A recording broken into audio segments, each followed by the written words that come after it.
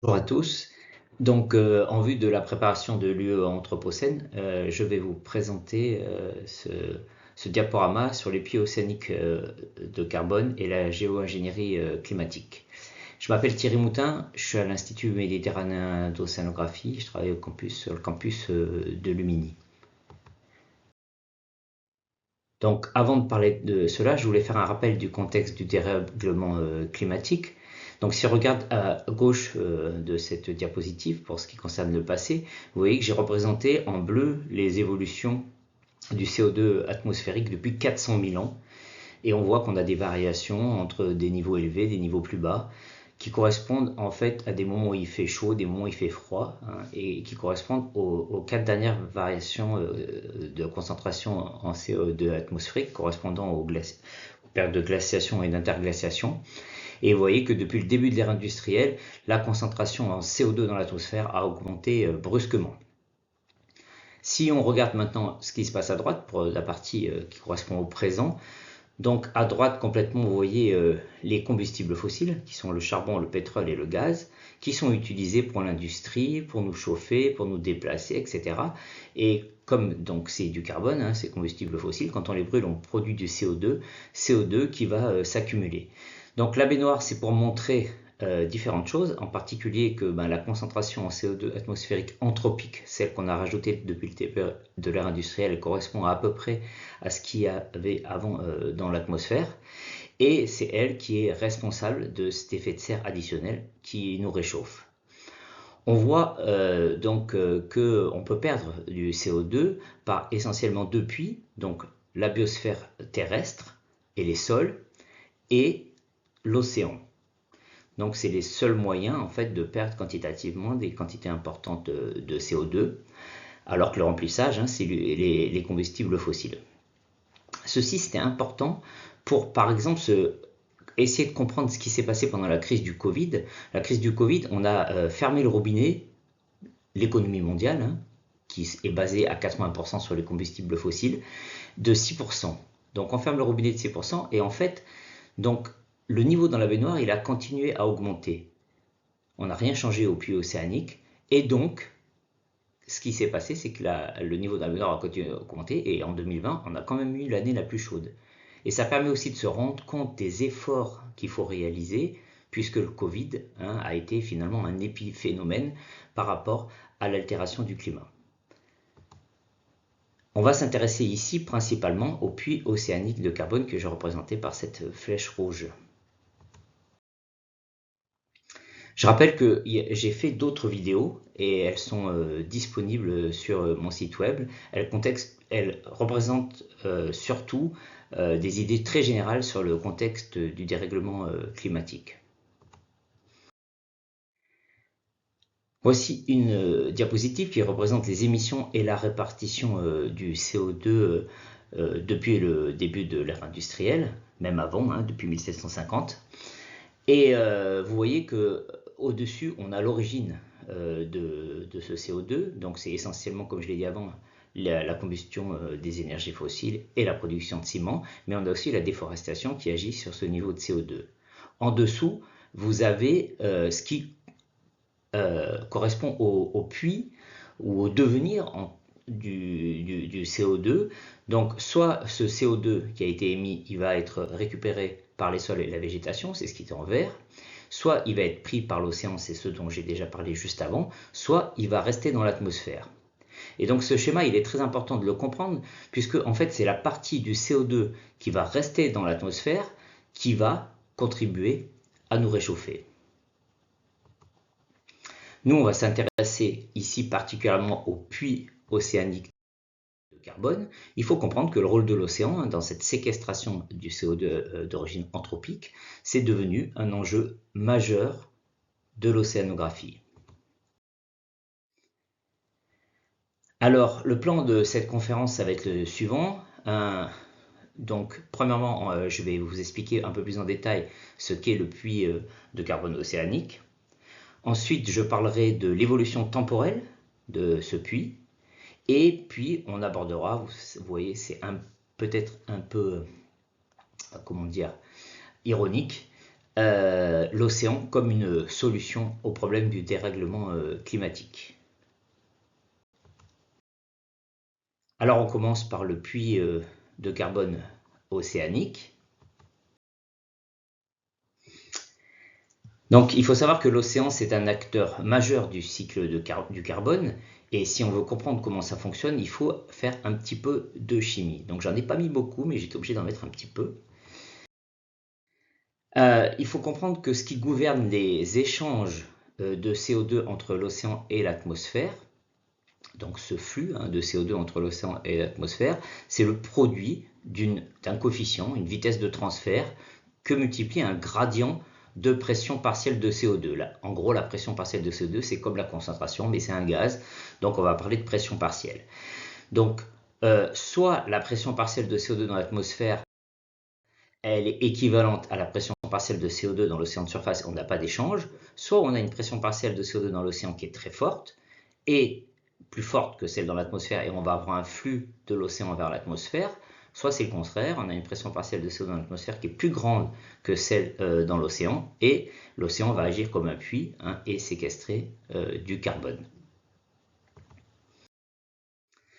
Alors, ce qu'il faut se rendre compte, c'est que même si on a vu juste avant que la pression partielle de CO2 dans l'atmosphère elle augmentait, à un instant donné, étant donné que le réservoir atmosphérique il est relativement petit,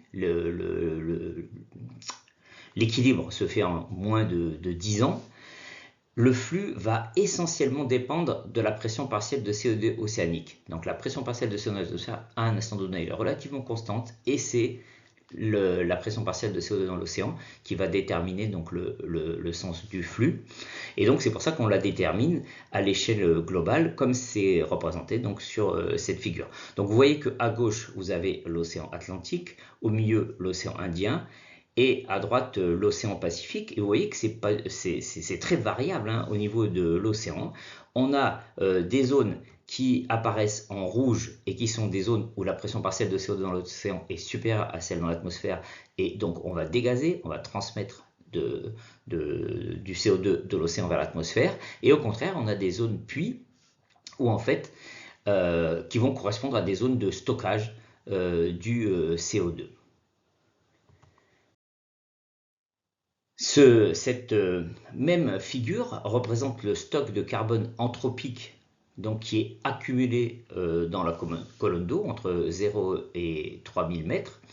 Et vous voyez que c'est essentiellement dans la zone où on a montré qu'il y avait le plus de mélange. Ici, quand on regarde le schéma de la circulation océanique globale, donc ça c'est juste pour rappeler, pour les océanographes c'est évident, mais pour ceux qui ne font pas d'océanographie, il y a une circulation générale au niveau des océans, et elle est conditionnée essentiellement par la plongée d'eau froide dans le nord de l'Atlantique Nord.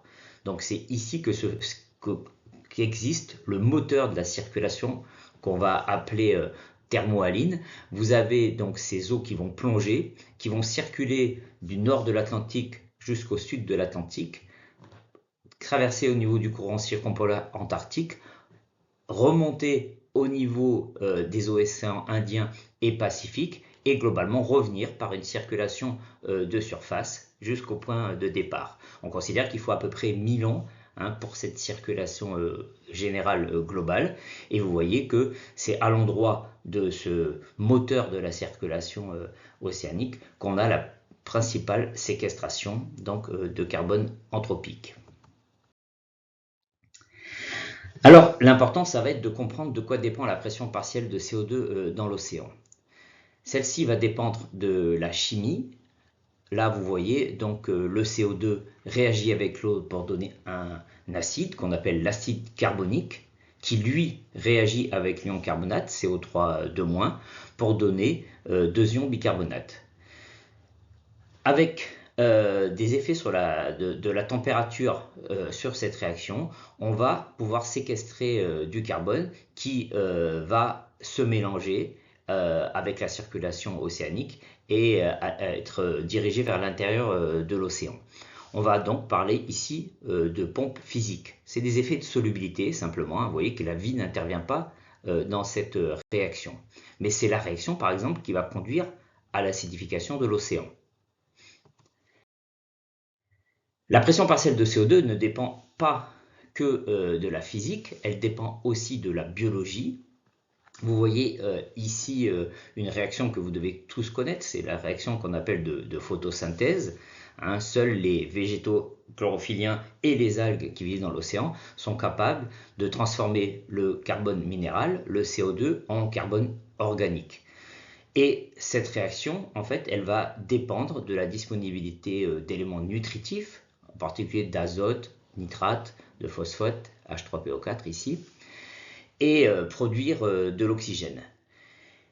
Cette matière organique qui est fabriquée grâce à la photosynthèse, elle va éventuellement être transférée vers l'intérieur de l'océan et donc emmener avec elle du carbone. Et donc c'est ce qu'on va appeler la pompe biologique. Alors il y a deux pompes biologiques, ça c'en est une. On va, pour simplifier, l'appeler molle, puisque l'autre pompe, on va l'appeler la pompe biologique dure. Donc elle dépend aussi de la biologie. Vous voyez qu'il y a une petite réaction chimique qui a été aussi rajoutée pour montrer que c'est la réaction des ions calcium avec les ions carbonate qui permet la construction de calcaire. Donc il y a pas mal d'organismes planctoniques qui sont capables de réaliser cette réaction. Et si ces organismes sont transférés vers l'intérieur de l'océan, on voit que ça peut séquestrer du carbone.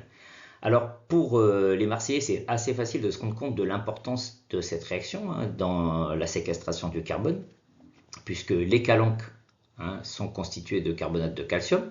Donc il faut imaginer que c'est des organismes planctoniques d'il y a très longtemps, qui vivaient à la surface de l'océan, qui ont fabriqué des coquilles calcaires, qui ont sédimenté jusqu'au fond de l'océan et qui ont créé ces couches de calcaire qui, avec les mouvements tectoniques, se retrouvent maintenant à la surface de la Terre.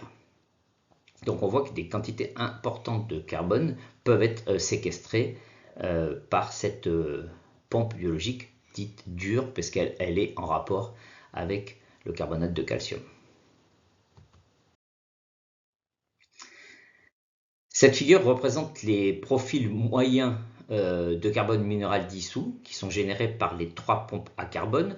Donc vous voyez en ordonnée, c'est la profondeur dans l'océan, donc jusqu'à 6000 mètres. Et en abscisse, vous avez représenté donc la différence de carbone. Alors là, c'est marqué DIC, c'est pour en anglais Dissolved Inorganic Carbon, carbone inorganique dissous, et ça correspond à la somme des trois espèces dont j'ai parlé avant, H2CO3 plus HCO3- plus CO3- Et on voit que quand on fait la somme de ce qu'on appelle le carbone minéral total, en surface, il est très faible. Au fond, il est important. On a donc un gradient. Et ce gradient, par quoi il est généré? Il est généré par ces trois pompes, à la fois la pompe physique, la pompe biologique molle et la pompe biologique dure. Ici, on a une autre figure un peu plus compliquée, donc je vais essayer de vous détailler. L'objectif de cette figure, c'est simplement de vous montrer que quand on modélise les flux de CO2 à l'interface air-mer, donc c'est en orange dans la figure du bas, on n'est pas très loin de ce qu'on peut estimer à partir des mesures de pression partielle de CO2. Donc tout ça, c'est simplement pour dire que l'idée de simplifier, entre guillemets, notre compréhension de ce qui se passe dans l'océan en considérant le fonctionnement de ces trois pompes, ça a relativement du sens. En gros, on valide le modèle global. Pour obtenir cela, il faut bien comprendre que c'est un modèle très général, qui représente toute la circulation océanique, donc toute la physique océanique et toute la biogéochimie qui permet de comprendre le cycle du carbone. Et donc, c'est ce qu'on veut montrer. Alors, comment on fait pour le montrer? En fait, au départ, en haut, on fait tourner le modèle en considérant uniquement la pompe physique. c'est ce qui est en rouge considéré écrit thermique. Et vous voyez qu'on obtient certaines variations à l'échelle latitudinale. Donc j'ai oublié de le dire, hein, c'est donc les flux de CO2. Si vous êtes négatif, c'est que vous avez des puits de CO2. Si vous êtes positif, c'est que vous émettez du CO2 vers l'atmosphère. Et en abscisse, vous avez la latitude, donc complètement à gauche du pôle sud, jusqu'au pôle nord, en passant au milieu par l'équateur. Et donc on voit également en vert qui est représenté donc la modélisation de ces échanges de CO2 initiés uniquement par les pompes biologiques. Et quand on combine les deux, on obtient ce qui est indiqué en bleu. Donc on voit que globalement, les effets des pompes sont relativement opposés en fonction de la latitude, et que donc ce scénario combiné donc représente, je l'ai dit, hein, l'ensemble des processus. Pour pouvoir comparer ensuite à ce qui est mesuré, on est obligé de prendre en compte le fait qu'il y a déjà eu pénétration du carbone anthropique et que ce carbone anthropique influe déjà sur les flux de CO2 à l'interface entre l'atmosphère et l'océan. Et donc c'est ce qui est représenté par la figure intermédiaire. Donc on rajoute cet effet-là à l'effet modélisé de la pompe combinée de la figure du dessus, et on obtient le résultat en bas, qui est assez comparable à ce qu'on est capable d'estimer à partir des mesures de pression partielle de CO2. Donc voilà, je ne peux pas en dire plus. Ce schéma est un peu compliqué, peut-être que tout le monde ne le présentera pas dans son cours, j'imagine sûrement, mais c'est pour ceux qui veulent aller un peu plus loin. Et par ailleurs, j'en profite pour dire que si vous avez des questions à poser, n'hésitez pas à le faire, hein, je laisserai mes coordonnées. Et vous avez mon mail. Alors, pour alléger un peu la discussion, je vous parle du service d'observation qu'on appelle OISO, qui a été proposé par un collègue parisien qui s'appelle Nicolas Metzel du l'Océan, dans l'objectif de mesurer la variabilité des flux air-mer de CO2 et de mesurer l'invasion du CO2 anthropique dans l'océan et l'acidification des océans. Donc c'est un programme, vous voyez, qui a été mis en place il y a très longtemps, et pour moi c'est une des fiertés de ce qu'on a été capable de faire, la France, et en particulier le Centre national de la recherche scientifique, pour faire avancer, je dirais, le débat sur le rôle de l'océan dans la séquestration du carbone anthropique. À l'heure actuelle, donc c'est Claire Lomonaco, une ancienne étudiante à Marseille, qui est responsable de ce suivi. Alors c'est un suivi qui se fait à bord du navire Marion Dufresne, et qui est réalisé chaque année.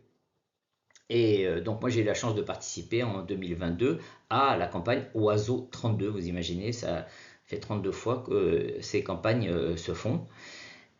Elles se font, comme je l'ai dit, à bord du Marion Dufresne. Donc le Marion Dufresne, c'est un bateau qui va ravitailler également les terres australes françaises. Il ravitaille donc Crozet et en particulier Kerguelen, dont je vais vous montrer quelques images. Mais avant tout, je vous présente cet instrument qui est la rosette de bouteille Niskin. Donc c'est les bouteilles qui nous permettent de faire des prélèvements, c'est le principal outil utilisé en océanographie. Cette rosette, elle descend dans l'eau, et on peut aller jusqu'à 6000 mètres de fond avec une rosette comme ça. Et après, on décide en fonction des profils, des variables qu'on va mesurer et de notre intérêt en fonction des campagnes, de claquer, comme on dit, des bouteilles à différents niveaux pour pouvoir faire des profils. Et là, vous voyez des collègues et étudiants qui sont en train de prélever, c'est-à-dire que la bouteille, elle a fait son voyage au fond de l'océan, elle est revenue, elle est pleine d'eau, et on va prélever des échantillons pour faire les analyses. Alors les analyses peuvent se faire à bord directement. Là, vous voyez par exemple le dosage de l'alcalinité totale et du carbone total, carbone minéral total dont j'ai déjà parlé précédemment, qui se fait ici. Et là, on mesure en continu. Alors là, c'est sur d'autres échantillons qui viennent directement de la surface. Il y a des prélèvements automatiques qui se font.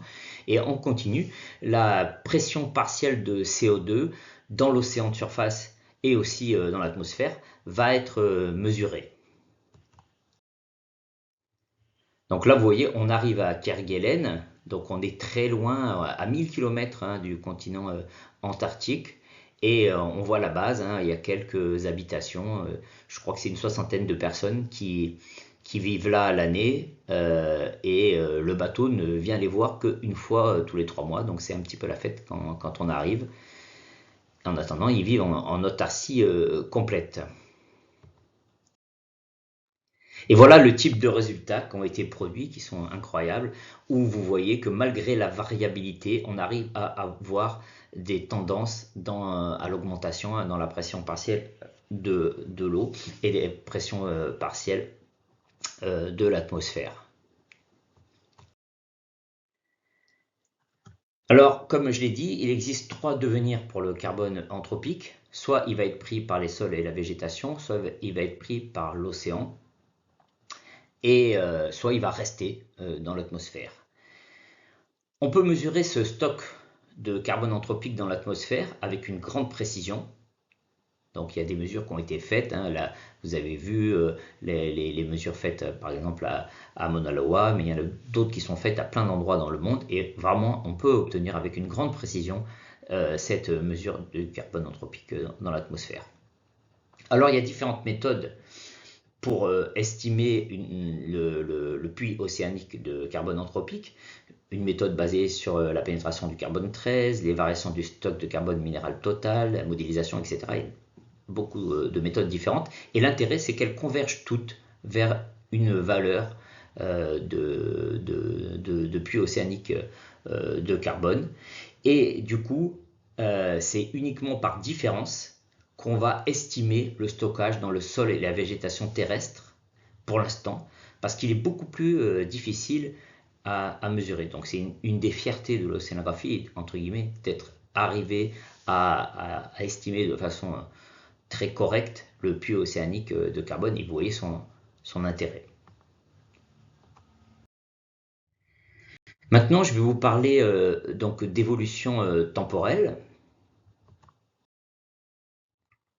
On va expliquer comment on passe du carbone fossile, des combustibles, au carbone anthropique. Et donc cette figure, c'est un schéma très conceptuel qui va montrer donc l'évolution temporelle du carbone fossile. Vous avez donc en abscisse les millions d'années BP, donc before present, avant aujourd'hui, et en dessous donc du zéro, vous avez ce qui est dans le sous-sol, et au-dessus de zéro, vous avez ce qui est dans l'atmosphère au niveau de leurs données. Alors ce que vous pouvez voir, c'est que les combustibles fossiles, le carbone fossile plutôt, date de très longtemps. Sa constitution, sa fabrication, ça provient essentiellement donc d'une époque qu'on appelle le Carbonifère, où l'essentiel a été fabriqué. Donc en gros, il faut imaginer que c'était des algues en quantité très importante qui se sont retrouvées piégées dans les fonds océaniques, et je dirais le recouvert par des sédiments, et l'évolution a fait que ça va devenir soit du charbon, soit du pétrole, soit du gaz. Ensuite, au Permien, il y a encore un peu de carbone fossile qui s'est produit, mais après, pratiquement plus. C'est ce qu'on voit sur cette figure. Et alors, donc ça fait très longtemps qu'on a ces combustibles, enfin ce carbone fossile pardon, qui est présent dans les sols, puisque ça date d'avant les dinosaures, comme la figure le montre avant. J'ai calé l'échelle temporelle à celle de la figure que je voulais présenter, et même avant l'apparition de l'homme, etc. Et vous voyez que on va commencer à les utiliser de façon importante à partir de l'ère industrielle, et là on les utilise mais hyper rapidement et on les met dans l'atmosphère. Donc je pense que c'est important d'avoir ce recul sur l'histoire du carbone fossile. Alors j'ai quand même un petit bémol, c'est sur les chiffres par rapport à ce qui reste.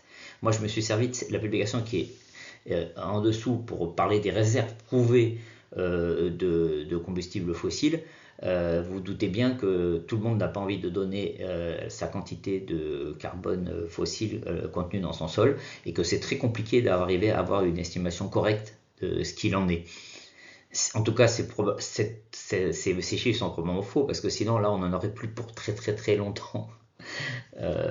Donc de carbone fossile, je pense qu'il y en a un peu plus que ce qui est indiqué là, et c'est quand même important de le dire.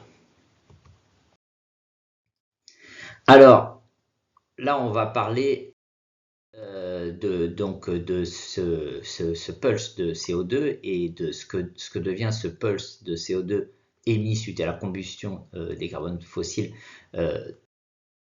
dans l'atmosphère.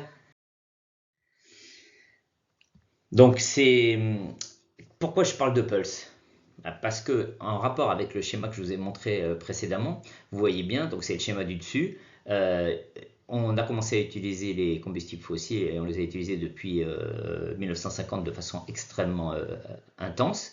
À un moment donné, on va arriver à un pic, parce qu'il n'y en aura plus, c'est une certitude. Et ensuite, on va donc moins les utiliser, parce qu'on n'aura pas le choix. Et en dessous, donc, vous voyez la concentration du CO2 dans l'atmosphère, la pression partielle de CO2 dans l'atmosphère, qui est reliée directement à cette combustion des combustibles fossiles. Et ce qu'on remarque, en fait, c'est que la quantité de CO2, elle diminue très lentement dans l'atmosphère. Ça, c'est un point important, et pour bien le comprendre, je présente ce schéma que j'ai emprunté au Shift Project, parce que je trouve qu'il est très clair. Vous voyez ici la prise de CO2 par l'atmosphère terrestre et par l'océan en fonction du temps. Et donc, à chaque fois, c'est le temps, hein, l'échelle de temps qui permet de se rendre compte, c'est les générations humaines, une trentaine d'années. Et vous voyez qu'en une trentaine d'années, vous arrivez à séquestrer à peu près 30% du pulse initial de carbone que vous avez mis dans l'atmosphère. Mais vous voyez qu'après, en 2 générations, vous en séquestrez même pas 10% de plus. Et qu'au bout de 10 générations supplémentaires, vous êtes arrivé à le faire diminuer jusqu'à une valeur de 30% de sa valeur initiale. Et vous voyez que pour l'éliminer encore plus fortement, il faut atteindre des milliers d'années. Et pourquoi? Alors, on va essayer de l'expliquer assez simplement. Vous voyez que c'est parce que la réaction avec le carbonate de calcium, la pompe biologique dure dont j'ai parlé précédemment, à cette échelle de temps, elle va commencer à avoir une influence. Et comment est-ce qu'on peut le comprendre? En fait, il faut imaginer que vous mettez du CO2 dans l'océan, donc vous faites l'acide carbonique. Donc il faut neutraliser cet acide carbonique. Et si vous voulez le neutraliser avec les sédiments calcaires, qui représentent globalement une base, il faut imaginer que votre acide carbonique, il va falloir qu'il atteigne les sédiments calcaires qui se retrouvent à mi-profondeur dans l'océan. Et du coup, forcément, ça prend du temps.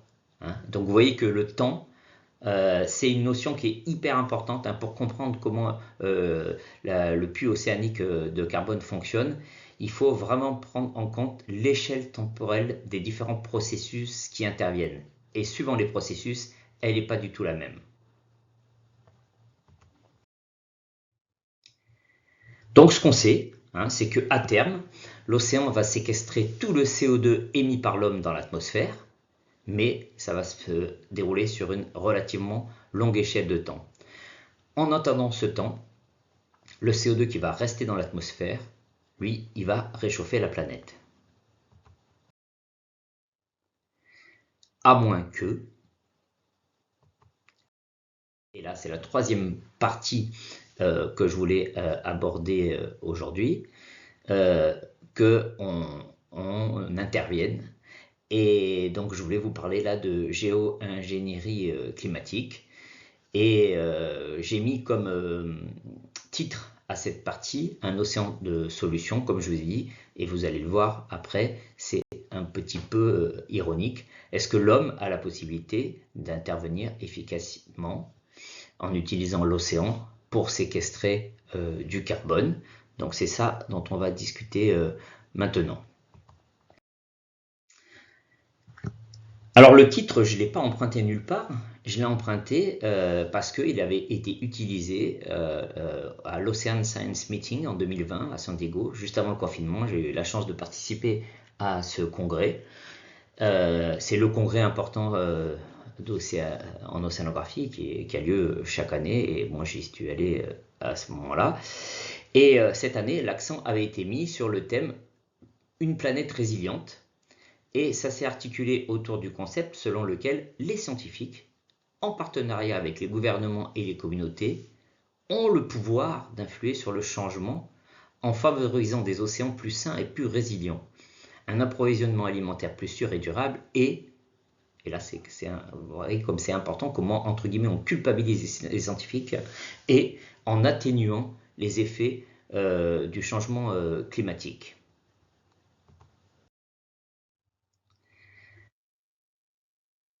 Donc ici c'est pris sur le site de Woods Hole et de la même manière, hein, il faut explorer l'utilisation responsable de l'océan pour lutter contre la crise climatique. Chaque année, l'homme rejette environ 40 milliards de tonnes de dioxyde de carbone dans l'atmosphère. La chaleur dégagée par ce gaz à effet de serre perturbe le système planétaire et modifie la vie sur Terre. L'océan pourrait nous aider à inverser cette tendance, mais nous devons agir avec prudence.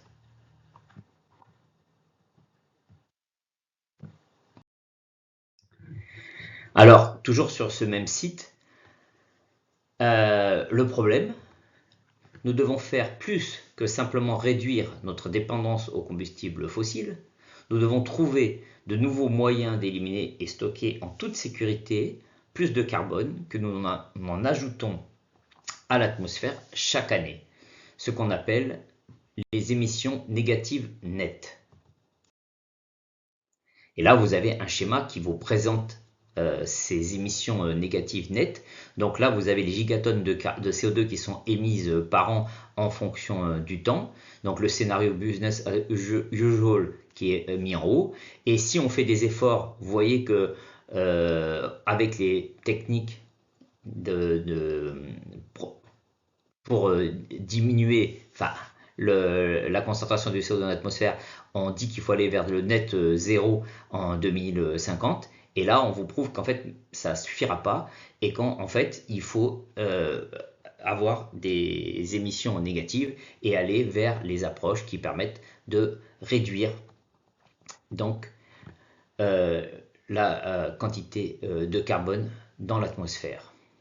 Donc ça, c'est, comme c'est indiqué, issu des travaux du GIEC, l'IPCC, International Panel of Climate Change. C'est le GIEC en français, un groupe d'experts internationaux sur le climat. Alors, donc, comme je l'ai dit, hein, il y a des moyens d'utiliser l'océan pour lutter contre la crise climatique. Alors, j'ai oublié de mettre la référence, mais il faudra que je ne l'ai pas retrouvée juste maintenant, mais j'ai une référence de publication pour dire qu'il existe plus de 30 solutions utilisant l'océan comme un atout pour lutter contre l'altération du climat. Ici, je vais simplement en présenter quelques exemples, surtout quelques exemples d'actions envisagées pour stimuler ce puits océanique de carbone anthropique. Alors le premier qui vient à l'esprit, c'est de restaurer les pièges naturels de carbone. Donc c'est ce qu'on appelle le carbone bleu. Et là, essentiellement, ce qui vient à l'esprit, c'est, sur la Terre, la restauration, bien sûr, de la Terre, mais dans l'océan, c'est la restauration des mangroves. Les mangroves qui permettraient de stocker des quantités très importantes de carbone. Alors ça, c'est vraiment très intéressant. C'est employé et ça coûte pas grand-chose. Le problème, c'est qu'à l'heure actuelle, on détruit plus de mangroves pour fabriquer des pistes d'atterrissage d'avions que on en restaure.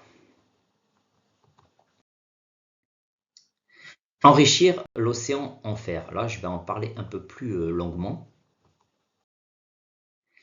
Et pour en parler plus longuement, et surtout pour que vous compreniez de quoi il s'agit, je vais vous faire un rappel des rappels, mais pas des rappels peut-être, mais tu vois, je vais essayer d'aborder quelques connaissances indispensables à avoir en océanographie pour comprendre de quoi il s'agit. Donc là, vous avez une carte donc, qui représente les valeurs, les concentrations de nitrate dans tout l'océan. Et vous voyez que dans l'océan, il y a des régions qui apparaissent différemment en fonction de la concentration en nitrate. Et vous avez en particulier en bleu des zones qu'on va appeler oligotrophes. Ça signifie quoi? Ça signifie, ça vient du grec, oligo ça veut dire faiblement, trophe ça veut dire nourri, ça veut dire qu'elles ont peu d'éléments nutritifs et donc il y aura peu de production dans ces zones. Rappelez-vous le schéma de la production primaire que j'avais présenté tout à l'heure, enfin la réaction, et vous vous rappelez qu'elle dépendait de la disponibilité des éléments nutritifs, et en particulier des nitrates. Si vous n'avez pas de nitrates, vous n'allez pas pouvoir faire beaucoup de production, et donc vous aurez peu de biomasse. Voilà, si on veut représenter de façon très simple les profils, c'est-à-dire la concentration en fonction de la profondeur, profil d'éléments nutritifs, en surface c'est épuisé, les nitrates. Ensuite vous avez une zone où ça apparaît. Et la production qui va pouvoir être réalisée à partir de ces éléments nutritifs, elle est extrêmement faible. Et c'est ça que j'ai représenté ici en vert.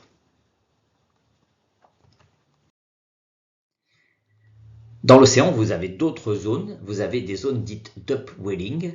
Donc là, vous avez les eaux froides qui remontent en surface. Elles sont chargées d'éléments nutritifs. Et donc, ces éléments nutritifs vont pouvoir permettre une production intense. En général, c'est des zones où vous allez avoir de la pêche à profusion. Donc voilà comment ça se passe. Parce que j'ai dit la pêche, peut-être que je le dis, c'est que si vous produisez beaucoup d'algues, vous allez produire beaucoup de zooplancton qui va produire beaucoup de poissons. Il faut imaginer tout ce qu'il y a derrière la production primaire, la production des algues. Donc vous voyez ici sur ce schéma-là, vous avez des éléments nutritifs jusqu'en surface et vous avez une très grande production. Donc c'est l'autre grande catégorie de domaines, de régions océaniques qu'on peut avoir. Et la dernière, c'est ce qu'on va appeler les zones HNLC.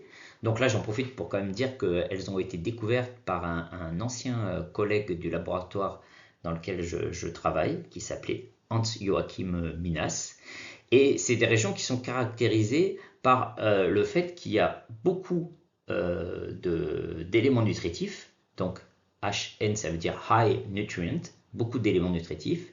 Et LC pour low chlorophylle, peu de biomasse. Alors elles apparaissent comme ça, en fait. C'est un peu intermédiaire entre les autres figures que je vous ai représentées. Vous avez beaucoup d'éléments nutritifs qui arrivent jusqu'en surface, et par contre, vous avez quand même une production faible.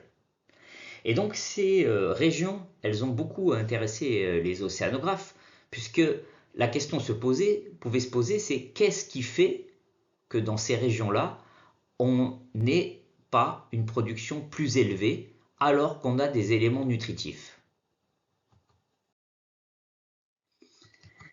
Alors, une des réponses, et c'est celle qui s'est avérée être la plus importante, elle a été apportée par John Martin. Et donc, cette inefficacité, en gros, de la pompe biologique à utiliser les éléments nutritifs et à produire de la matière organique, elle est liée à une carence en fer. Donc, dans ces régions HNLC, on aurait une carence en fer, pas assez de fer pour que la production puisse avoir lieu. Et à l'époque, John Martin a fait une sorte de boutade dans un congrès à l'Institut Woods Hole, j'en reparlerai tout à l'heure, donc c'est intéressant, à l'Institut océanographique américain, qui est un des plus grands instituts océanographiques américains. Il a dit, donnez-moi la moitié d'un réservoir de fer et je vous fabriquerai un petit tache glaciaire. Donc ça c'est intéressant parce que bien sûr les gens se sont mis à discuter de ça de façon importante. En gros, quelle était l'idée de John Martin? C'est que vous avez des régions où il y a des éléments nutritifs, mais en fait il n'y a pas de production. Qu'est-ce qu'on va faire? Puisque ce qui limite la production, c'est le fer, on va aller là-bas rajouter du fer, on va stimuler la production, on va stimuler l'export de carbone, on va stimuler la pompe biologique et on aura ainsi une diminution correspondante de la concentration en CO2 de l'atmosphère et donc on pourra lutter efficacement contre le dérèglement climatique. C'était ça l'idée. Alors, est-ce que c'est une idée récente? Non, pas du tout. Parce que moi, comme vous voyez, je suis pas tout jeune parce que je suis plus près de la retraite que du début de ma carrière. Et donc, je me suis présenté comme maître de conférence en 1994 et je parlais déjà de ça dans ma présentation. Donc, à l'époque, c'est simplement pour vous montrer, on utilisait des transparents, il n'y avait pas de diaporama PowerPoint pour se présenter. J'avais montré cette image d'un journal américain qui s'appelait US GCOF News, qui présentait cette expérience, cette première expérience, Iron X1, où ils disaient qu'ils allaient ajouter du fer à l'océan. Et moi, à l'époque, j'avais été très surpris parce que je les voyais sur leur bateau dissoudre des barres de fer dans de l'acide sulfurique et jeter ça à l'eau. Et je me dis, mais qu'est-ce que c'est que ça, dans la mesure où bon, le fer, il s'oxyde très rapidement au pH de l'eau de mer et ça allait faire des hydroxydes de fer et ils allaient probablement perdre leur fer. En fait, je discutais pas du fond du problème, mais je discutais que ça, au niveau chimie, ça me paraissait très surprenant la façon de le faire. Bon, en tout cas, ça c'est pas tellement important. Ce qui est intéressant de voir, c'est que bon, cette expérience n'a pas marché d'ailleurs, hein, j'avais pas tout à fait tort, mais ensuite, ils en ont réalisé de nombreuses. Et puis, ils ont rajouté le fer de manière différente, en utilisant des complexes ou en permettant que ce fer reste plus longtemps en suspension dans l'eau de surface. Et donc, vous voyez qu'il y en a beaucoup qui ont été réalisés hein, pendant les 30 dernières années, notamment celle-ci, donc qui s'est appelée Soirée, donc qui avait été réalisée par mon collègue Phil Boyd à l'époque. Et donc, ils ont montré que oui, on pouvait avoir une stimulation de la production et faire de la biomasse. Donc, c'est ce qu'on voit sur la figure à côté qui représente une image satellitale, c'est-à-dire que de la couleur de l'océan. Et ce qui apparaît en vert et rouge, c'est l'augmentation de chlorophylle suite à l'ajout de fer dans cette région. Donc oui, ils ont montré qu'on pouvait stimuler la production de biomasse et l'ensemble des études réalisées ensuite ont montré que ça stimulait bien la production de biomasse, mais pas son export. Donc ça, c'était important à considérer. Et ce qu'il faut voir, c'est que même si techniquement et financièrement cette fertilisation régulière en fer de zone HNLC, elle s'avérait réalisable, il y a plusieurs raisons qui font qu'il faut renoncer à de telles expériences. Et d'ailleurs, il y a eu un moratoire pour les empêcher ensuite. Premièrement, c'est que l'abaissement de la pression partielle de CO2 dans l'atmosphère, elle serait bien plus faible que l'augmentation post-industrielle. Donc dans tous les cas, on ne pourrait pas régler le problème avec ça. D'autre part, des bouleversements biogéochimiques imprévisibles risqueraient de s'enchaîner, comme par exemple la diminution de la ventilation océanique ou la diminution de la production mondiale suite à l'appauvrissement nutritif des eaux modales subantarctiques et antarctiques intermédiaires. En gros, comment on doit voir ça ? Simplement en imaginant que si vous enlevez les éléments nutritifs dans l'Antarctique, comme les éléments nutritifs de l'Antarctique avec ces eaux intermédiaires, c'est eux qui vont enrichir les eaux oligotrophes tropicales, globalement, vous allez enlever les éléments nutritifs et ils ne seront pas utilisés plus tard. Donc, vous n'allez pas résoudre le problème comme ça. Donc, il a fallu des dizaines d'années et de nombreuses expériences en laboratoire et in situ et même des expériences de modélisation pour conduire la majorité des océanographes à avoir de grands doutes sur l'efficacité de cette solution. Néanmoins, toujours sur le site de Woodsole, et là c'est aujourd'hui, la science doit montrer la voie en fournissant le plus grand aperçu possible des conséquences souhaitées et non souhaitées de l'ajout de fer dans les océans, ainsi que son efficacité à long terme. Les décisions que nous prenons aujourd'hui façonneront le futur des générations à venir. Ça veut dire que ce n'est pas du tout une idée qui est abandonnée. Et il n'y a pas très longtemps, il y a un collègue américain qui est venu faire une présentation au MIO. J'étais très surpris de voir qu'en gros, il parlait plus de dollars et de combien ça allait coûter que plutôt faire une synthèse de toutes les expériences qui avaient été faites précédemment pour montrer que ça ne serait pas efficace.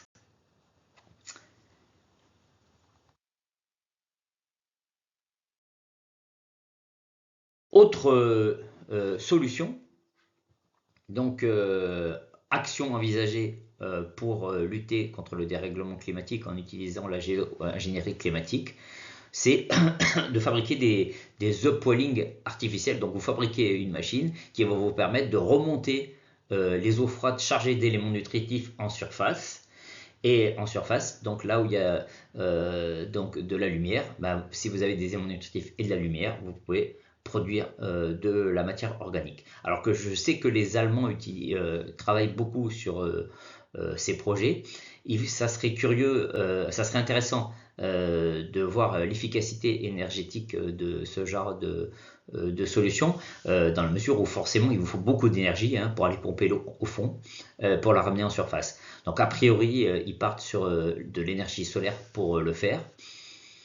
Mais bon, là, il faudrait que des calculs sérieux soient faits sur l'efficacité par rapport à ce que ça coûte de fabriquer de tels engins. Et puis la quantité qu'il faudrait mettre dans l'océan pour que ça puisse être efficace à grande échelle.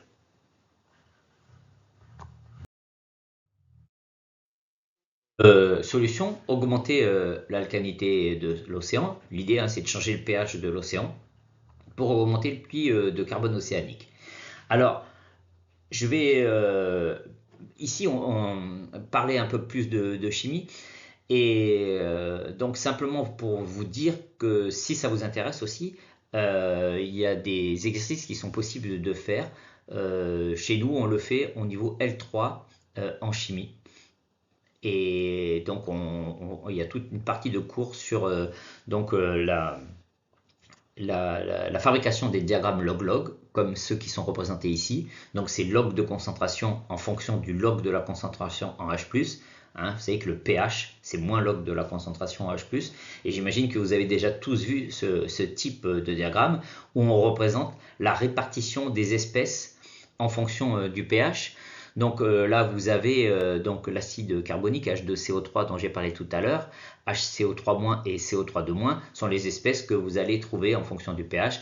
L'ion bicarbonate HCO3- c'est celui qu'on a globalement au pH classique de l'eau de mer. Et l'ion carbonate, c'est celui qu'on va voir pour les pH plus élevés. Alors, j'ai représenté deux schémas. Et surtout sur ces schémas, j'ai représenté la concentration en carbone minéral total dissous. C'est ce que j'avais présenté avant, qui s'appelait aussi DIC en anglais, Dissolved Inorganic Carbon. Et donc je vous rappelle que ça, c'est la somme de toutes les espèces. Donc H2CO3 étoile plus HCO3- plus CO3- À gauche, vous avez un diagramme log-log, donc log de concentration en fonction du pH, qui représente un système fermé. Et à droite, vous avez un système ouvert. Alors, qu'est-ce que ça va être un système fermé? Par exemple, c'est ce qu'on fait travailler sur les étudiants. C'est vous travaillez quand vous faites la mesure, par exemple, du DIC, vous travaillez dans un récipient fermé. Et donc, c'est les équations qui correspondent à ces systèmes fermés qu'il faut utiliser. C'est aussi, par exemple, des eaux de canalisation. Donc elles sont fermées. Et dans ces systèmes fermés, vous avez la concentration en carbone minéral total qui est constante. À droite, vous avez la représentation des systèmes ouverts. Et donc, qu'est-ce que c'est la différence, hein? Système fermé, vous n'avez pas d'échange de matière et d'énergie avec l'extérieur. Système ouvert, vous avez échange de matière et d'énergie possible. Et donc là, vous avez une possibilité d'échange de CO2 permise entre l'eau et l'atmosphère. Et qu'est-ce qu'on remarque dans ce cas-là? Eh bien, on remarque que la concentration en carbone minéral total, c'est celle qui est représentée en noir, la courbe en noir, en gris noir, là, et ben vous voyez qu'elle augmente en fonction du pH. Qu'est-ce que ça signifie? Ben, ça signifie que si vous arrivez à augmenter le pH, vous allez pouvoir mettre plus de carbone minéral total dans l'eau. Et donc là, ce qui est imaginé, c'est faire augmenter le pH pour stocker plus de carbone dans l'océan. Donc chimiquement, bien sûr, c'est envisageable. Et donc pour discuter de ça plus précisément, j'ai choisi de vous présenter ce rapport, en gros, qui est le guide des meilleures pratiques pour travailler sur l'acidification de l'océan, qui a été proposé par des collègues chimistes, donc en France et ailleurs en Europe. Et alors, ce rapport, il était pour aider à mieux travailler sur l'acidification. C'est-à-dire l'acidification, c'est le phénomène qui apparaît à partir du moment où on a rajouté du CO2 dans l'atmosphère. Hein, le CO2 pénètre dans l'océan. Comme je vous l'ai dit, c'est un acide. Eh ben, il va faire baisser le pH de l'océan. Donc, pour étudier ça, pour étudier les conséquences de ce qu'on faisait, en gros, ces chercheurs ont proposé ça pour que les gens puissent bien travailler tous ensemble. Donc, moi, je trouvais ça vraiment bien, et c'est vrai que je l'ai utilisé, mes collègues l'utilisent. Et ce qui m'a énormément surpris, c'est que ce sont les mêmes collègues qui viennent de publier un guide pour les meilleures pratiques de la recherche sur l'augmentation de l'alcalinité de l'océan. Donc ça veut dire que c'est comme si c'est... Bon, je vais en parler un peu plus dans le détail, parce que moi j'avoue que ça m'a surpris. Et donc sur cette alcalinisation de l'océan, hein, je vais vous prendre certaines parties de ce rapport. Donc là, il explique que ces progrès rapides dans les activités de recherche ont créé un besoin urgent de savoir si et comment l'OAE, donc c'est le renforcement de la qualité des océans, c'est ce qu'il propose, peut fonctionner à grande échelle. Tel que l'accord de Paris visant à limiter le réchauffement climatique à un niveau nettement inférieur à 2 degrés exige une réduction ambitieuse des émissions de gaz à effet de serre et l'équilibrage des émissions restantes grâce à des puits de carbone, c'est-à-dire le déploiement des CDR, on l'a vu, hein, les Carbon Dioxide Removal.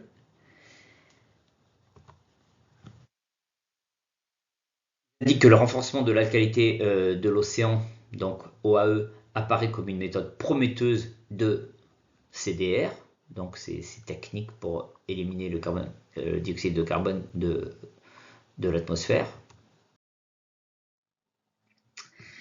Et donc j'ai cette technique, une des voies les plus envisagées, c'est d'augmenter en fait artificiellement l'érosion des roches silicatées terrestres.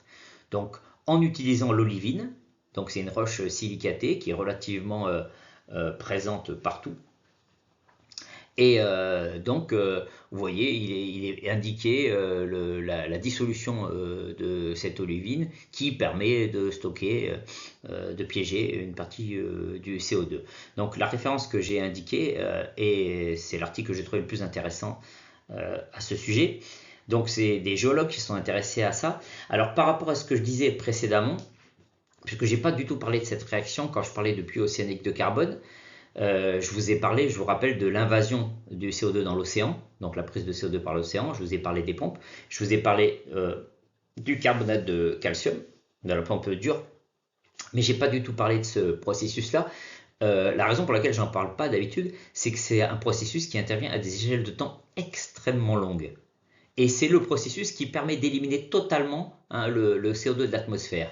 Mais c'est considéré que c'est un processus qui intervient à des dizaines, voire des centaines de milliers d'années. Donc c'est pour ça que, comme le changement climatique, c'est à l'échelle décennale, on n'en parle pas. Bon, on n'en parle pas classiquement. On le cite, mais on n'en parle pas classiquement. Alors, en gros, qu'est-ce que ça signifie? Là, ça signifie que l'homme se agirait sur l'environnement pour essayer d'accélérer un processus qui existe naturellement. D'ailleurs, les personnes qui publient sur ces sujets sont des géologues, donc eux, ils pensent que c'est envisageable donc de faire ce boulot. Et ce que j'ai trouvé intéressant dans la référence que je vous propose, c'est qu'en fait la personne explique ce qu'il faudrait faire. Ils expliquent que l'olivine, elle se retrouve globalement à 50 mètres sous terre, en moyenne. Donc en fait, il faudrait aller la chercher. Il faudrait donc utiliser des combustibles fossiles pour aller la chercher. Il faudrait la broyer, comme on fait pour toutes les matières. Broyer, en général, quand on utilise des produits comme ça, il faut qu'ils soient broyés en toute petite quantité. Ça utilise des combustibles pour le faire. Et ensuite, soit on utiliserait les cours d'eau, soit on utiliserait, comme c'est indiqué sur le schéma, des bateaux utilisant des combustibles fossiles pour l'amener partout dans l'océan où il faudrait l'amener pour que cette réaction, éventuellement, se produise. Donc vous voyez que c'est quand même impressionnant. Et donc, dans cette même publication, les personnes indiquent que ça ne serait pas forcément inenvisageable, mais il faudrait pour cela fabriquer la plus grande industrie au monde.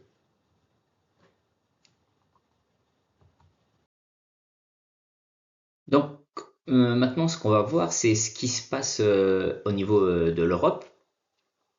Donc, j'ai eu la chance, si on veut, l'opportunité, en fait, j'ai été proposé comme expert pour travailler dans ce groupe, un groupe dont l'objectif était justement de suivre, travailler et vérifier ce qui concerne l'élimination du carbone du dioxyde de carbone par l'océan.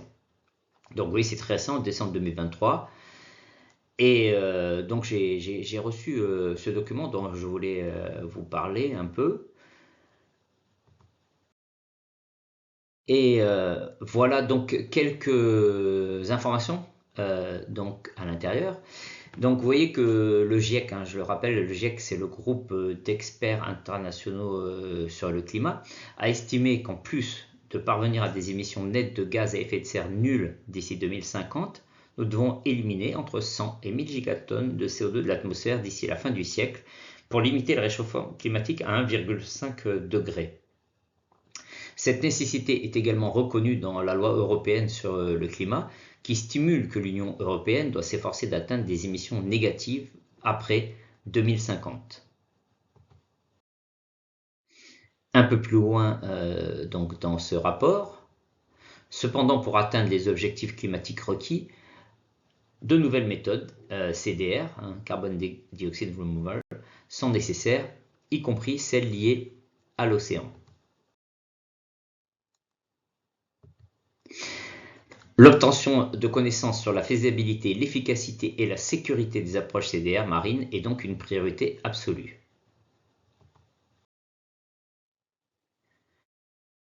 Alors, dans ce document, vous voyez qu'il y a plusieurs sujets spécifiques qui pourraient être abordés par le groupe et qui comprennent, mais on dit bien qu'ils ne sont pas limités à, en particulier, fournir une vue d'ensemble des différentes méthodologies permettant d'augmenter donc la CDR marine grâce à l'intervention humaine, y compris leur potentiel de réussite, leurs limites et leurs risques.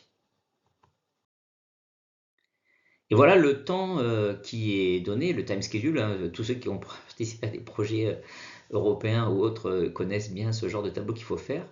Et vous voyez le temps qui est donné, c'est à peu près en gros 2 ans. Et sans réagir par rapport au fond, à l'éthique, ce que ça pose comme problème, ce genre de choses. En tout cas, moi, 2 ans, en regard des objectifs annoncés, ça me paraît extraordinaire.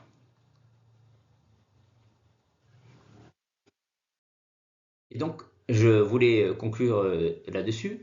Donc le GIEC indique que la réduction des émissions ne suffira pas pour rester dans les limites de température imposées par l'accord de Paris, donc ça c'était la COP 21 en 2015, et qu'il faut donc envisager d'utiliser des techniques de capture du CO2 atmosphérique.